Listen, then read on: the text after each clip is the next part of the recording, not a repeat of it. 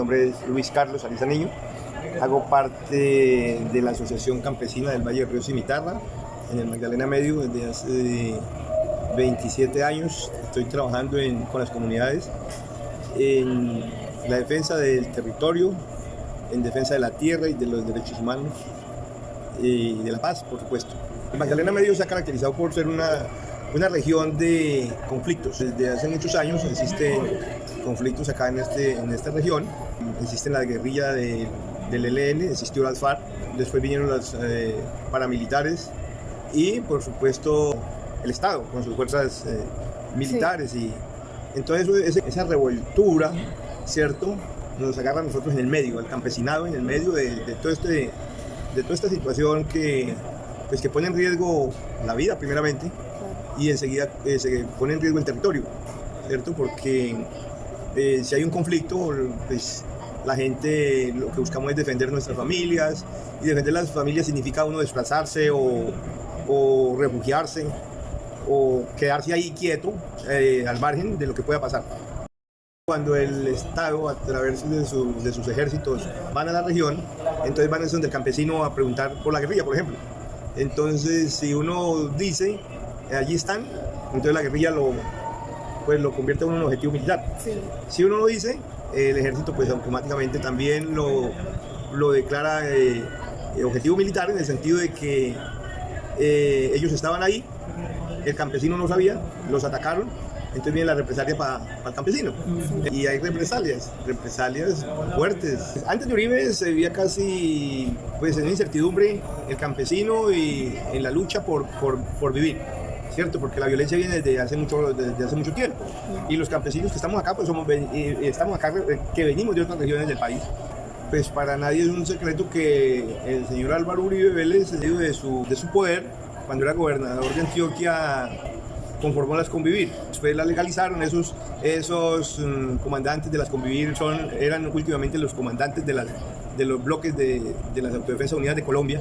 O sea, él apoyó el paramilitarismo desde un tiempo y dio alas al ejército para que actuara, y el ejército actuó en armonía, en simpatía con el ejército normal, con simpatía con el paramilitarismo, con el ánimo de entre todos acabar la guerrilla, ¿cierto? Pero usaron una estrategia de matar campesinos, desplazar campesinos, hacer ir los campesinos, para que al irse el campesinado, pues la guerrilla también se tenía que ir.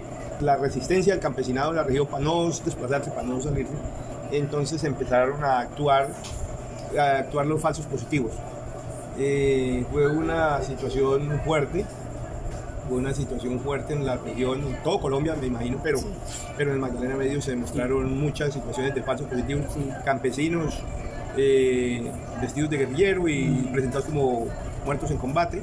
Entonces esa situación pues desencadenó un malestar a nivel ya nacional. Hasta ahora se están destapando todo ese poco de atrocidades que hacían los paramilitares. Todo el mundo está diciendo qué pasó, ¿sí? Y cómo mataron a la gente, que no es uno que está diciendo, no es el campesino que fuimos los primeros tal vez que denunciamos esta situación, sino son los mismos coroneles, los mismos sargentos que están contando hoy. Para defender la vida nos tocó recurrir a organizarnos en juntas de acción comunal, en comités de derechos humanos, en asociaciones, recibir asesoría sobre derechos humanos, derecho internacional humanitario, acompañarnos de todos los entes defensores de derechos humanos y denunciar también públicamente a nivel nacional, a nivel internacional, todo este tipo de situaciones, y todo lo denunciábamos, todo atropello lo denunciábamos, atropello de los helenos, atropello de las FARC, atropello de los paramilitares, el auspicio de los militares con los paramilitares, la estigmatización de los gobiernos municipales, regionales, del mismo gobierno nacional al campesino, que era... salíamos a una marcha, entonces decía que eso era promovido por la guerrilla, que ahí en esa marcha habían infiltrados. Entonces era una manera de siempre buscar la caída del campesinado para que no protestara y se dejara matar, o desocupara la región para que entraran las multinacionales o las grandes empresas palmeras o las grandes empresas ganaderas a la región. Entonces nosotros no quisimos nunca aceptar el título de desplazado. En ese caso nos refugiamos, hicimos varios refugios humanitarios en Magdalena Medio, para no salirnos del territorio, ¿cierto? Porque para dónde nos íbamos a ir en estas alturas de la vida. Lo único que nos tocaba era resistir, y resistir era uniéndonos todos. Nos íbamos para un caserío con hijos, con abuelos, con señoras, con todos, y con banderas blancas a decir este territorio que no, los actores armados no lo pisen porque ahí está el riesgo. Y la denuncia, siempre estamos denunciando al ejército, estamos denunciando al gobierno y a nadie le gusta que lo denuncien, a nadie le gusta que lo denuncien, entonces éramos objetivo por lado y lado. Sí. Entonces nos metieron a la cárcel, asesinaron a varios campesinos, desaparecieron otros, otros se fueron, pero la mayoría nos quedamos. La gente que ha vivido de la guerra todo el tiempo, la paz es un problema, que entonces ya no hay tanta de dónde echar mano. Eso pasa en una región, en un país donde está el conflicto. Entonces ahí hay unos grandes intereses que están detrás de ese conflicto, ¿sí? Echándole la culpa a algo, y pues los medios de comunicación están a favor o son de los dueños de los que defienden, son de los dueños de los que defienden los intereses. Entonces el agua sucia siempre la echan al más pendejo. Hacen un montaje judicial, se inventan una película y lo involucran a uno y ya. Por ejemplo, a la asociación nos decían en aquel tiempo, cuando Uribe, que éramos el brazo político de las FARC, porque denunciamos al ejército que se nos comía un búfalo, por ejemplo, o nos comían una vaca, o se nos comían las gallinas, o que atropellaba a la gente. Sí. Entonces eran intocables, entonces no le podía decir nada porque enseguida el que decía era declarado objetivo, Sí. sea para convertirlo en falso positivo o para encarcelarlo o desaparecerlo. Sí. Entonces, históricamente el campesinado colono ha descubierto las mejores tierras, ¿cierto? Y cuando estábamos en Boyacá, pues esas tierras eran aptas para la ganadería, entonces bajo la excusa de la guerrilla sacaron el campesinado de toda esa región y son zonas ganaderas. Hoy que estamos acá en esta región del Magdalena Medio, que es una región con tantos recursos naturales, con tanta riqueza, pues la excusa es sacar el campesinado para que las multinacionales entren a sacar la riqueza de la región, para que las palmeras entren a estas regiones a sembrar su palma, donde no haya un obstáculo, donde no haya quien proteste, donde no haya quien diga nada. Ahí llegan y hacen su nido, y el campesino, pues si no está organizado, le toca irse, porque una sola golondrina no hace llover. Son empresas que uno no sabe ni cómo consiguieron la plata, ni de dónde son, ni si son de este país o no, si están en Bogotá o están en Medellín. Sí. ¿Sí? Y entonces el campesino tiene que aguantarse todos esos chicharrones porque no sabe nada, y si se pone a indagar, es mejor que no indague, mejor dicho. Sí. Aquí han acudido a todas las mañas para sacar a la gente. Como estamos señalados, como estamos marcatizados y ¿cómo se llama? Criminalizados. No, estigmatizados. Entonces a uno lo ven como un bicho raro. ¿Sí me entiendes? No, esa gente es de la guerrilla, ya, sí, porque mire, ellos fueron los que hicieron la protesta, ellos fueron los que hicieron el paro, ellos son los que están denunciando a Uribe, ellos son, entonces esa gente es guerrilla. Sí. ¿Sí me entiendes? Entonces esa gente es mala, esa gente. Entonces a uno lo miran de otro color. En las alcaldías, el consejo y la comunidad, la misma comunidad, nos ponen en contra de la misma gente. Aquí hubo un tiempo que el campesino no podía venir aquí al pueblo porque lo mataban. Y entonces se regó el cuento que todos los de allá éramos guerrilleros, pero que todos los de aquí eran paramilitares. Entonces los de aquí del pueblo tampoco podían ir al campo. Hasta allá nos llevó la violencia. El problema todavía está. O sea, están las disidencias y están los helenos, que tienen control en la región. ¿Sí me entiendes? Pero ya no es un control porque aquel tiempo era que el ejército entraba y había confrontación con el ejército y había bombardeos y había ametrallamientos y había de todo. Ahora no, ahora la problemática es contra el campesino. De los grupos armados, la problemática no es contra el Estado, sino es contra el campesino. Entonces nos están instrumentalizando que haga esto, que diga esto, que tiene que hacer esto, cuando nosotros queremos ser autónomos. Entonces viene la guerrilla a decirnos cómo tenemos que vivir, cómo tenemos que funcionar, cuando hemos vivido 30 o 40 años en medio de un conflicto. Ahí es donde están los problemas, porque si usted no siembra maíz aquí, baila. Los bancos agrarios a usted no le prestan plata, ni ningún banco, porque nosotros no tenemos escritura pública de esas tierras. ¿Sí me entiende? Sí, claro. Los bancos hoy le prestan al empresario que tiene finca raíz, que tiene carros, que tiene tres edificios, que son ellos mismos, entre ellos se prestan. Sí, claro. Pero un campesino que viene desplazado por agua y acá que viene a hablar yuca allí en la loma, a veces no prestan porque no lo conocen y entonces creen que les van a robar la plata. O que es un que no es una buena inversión. Sí. Que o que es un malandro. Entonces, y por eso hay hambre. El día que al campesino le abran la puerta para que nosotros comamos de este maíz y esto lo enviamos al pueblo, hermano, comemos todo y no caro. Se baja todo porque si usted tiene comida, el maíz que sembramos aquí es propio, nativo. No tiene químicos, no tiene abono, no tiene fertilizante, no tiene de nada. Entonces es un maíz saludable. Sí. ¿Sí me entiende? Entonces nosotros el día que podamos llevarles a ustedes a Bogotá o a Medellín o Bucaramanga un maíz de esta calidad, Bueno. hermano, ustedes olvídense de úlcera, olvídense de cáncer, de colon, olvídense de todo porque a nosotros lo que nos está matando son las comidas que reempacadas, las harinas, los aceites refinados, que es que el aceite de soya, de girasol y de palma africana, esa vaina produce cáncer. ¿Sí me entiende? El único aceite que no produce cáncer es el de marrano. Así como manteca. Usted lo oye, esa manteca de marrano. Sí, yo he escuchado. Sí. Claro. Sí. Es que hoy todo el mundo está enfermo. Nosotros yo le iba a comentar que ayer que fuimos a Puerto Wilches viajamos pasamos a una vera que se llama Santa Teresa. Sí. Sí, que está ahí cerquita. Un corregimiento. Un corregimiento. Y se puso a hablar una campesina, una señora con nosotros, y nos dijo que a ella le había tocado sembrar maíz, yuca y plátano en un terreno que no era de ella, que se lo prestaron. Alquilado. Por el año. Por el año, y le tocaba pagar 1 millón y sacó la cosecha y tenía como 3 toneladas de todo. Y nadie le compraba, que ella había ido a Bucaramanga, o le había salido y ni le había comprado nada, y ahí nos dice, nosotros interesados, le digo, bueno, pues le compramos lo que se pueda, ¿no? Y entonces le compramos un racimo de plátano. Porque ya habíamos comprado mercado, si no, nosotros hubiéramos querido comprarle más. Increíble, imagínense, don Luis, el kilo a 2.000 pesos de plátano. En Bogotá un plátano está valiendo eso, y con químicos, maduraba a punta de... Uy.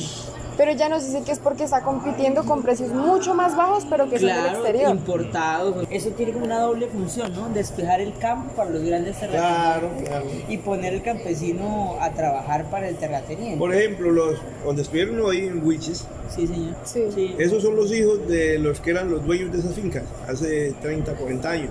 Muchas familias de esa zona que viven en Wilches eran los dueños de las finquitas, que eran pequeñas fincas. Hoy las tienen empresa, pero 15 o 20 mil hectáreas en palma. Sí. Y esa gente, esos parientes de esa época, son los que trabajan hoy agarrando el corozo. Sí. No tienen tierra. No. Que yo no tengo plata para comprar, entonces vamos a conseguirle aquí, le llamo un mercadito.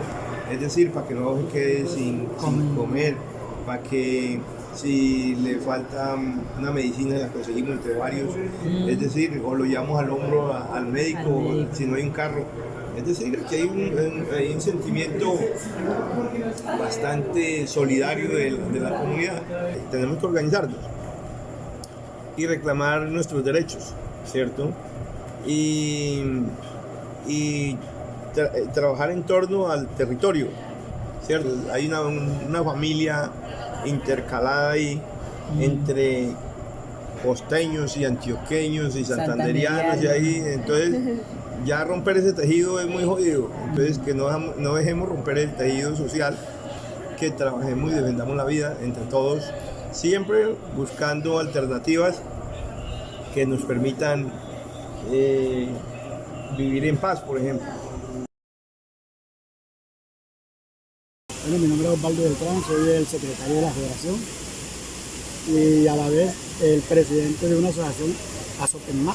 El departamento de Santander se compone de muchas empresas, comenzando con la industria petrolera. Es uno de los factores que nos tienen a nosotros agobiados como pescadores, porque son uno de los número 1 contaminantes que tenemos dentro de nuestro sector, dentro de nuestros humedales. Y segundo, también la palma, el cultivo de palma africana, que también nos está invadiendo los humedales. Tenemos la gente que tiene un alto rango, que son empresarios y están sembrando palma en los humedales.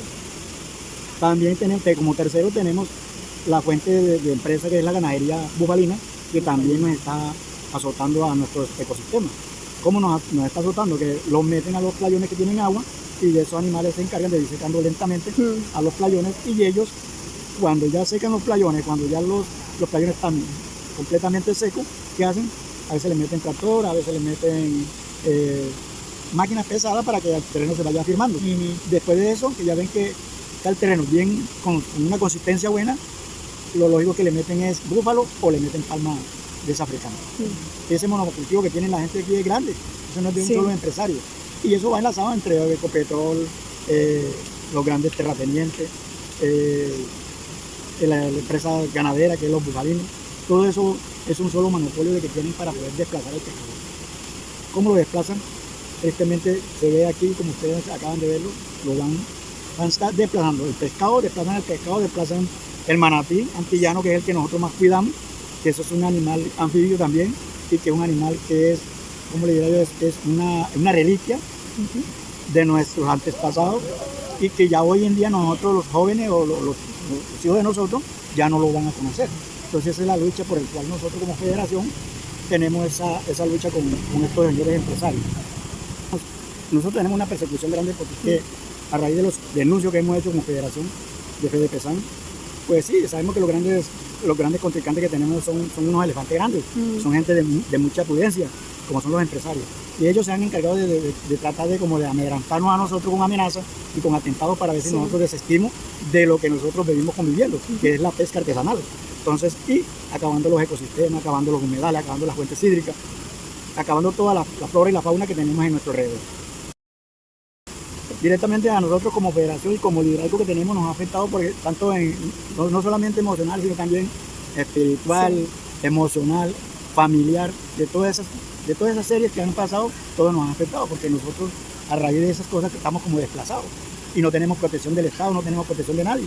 A quien acudimos a llamar prácticamente nos dan la espalda, que son las fuerzas institucionales, nos dan la espalda. Entonces vivimos como en una zozobra dentro del plan de trabajo que nosotros llevamos. Por eso muchas veces nosotros tratamos de quedarnos quietos por unos momentos, pero el deber y el amor que le tenemos a esto nos hace sentir otra vez ejercer nuestro trabajo.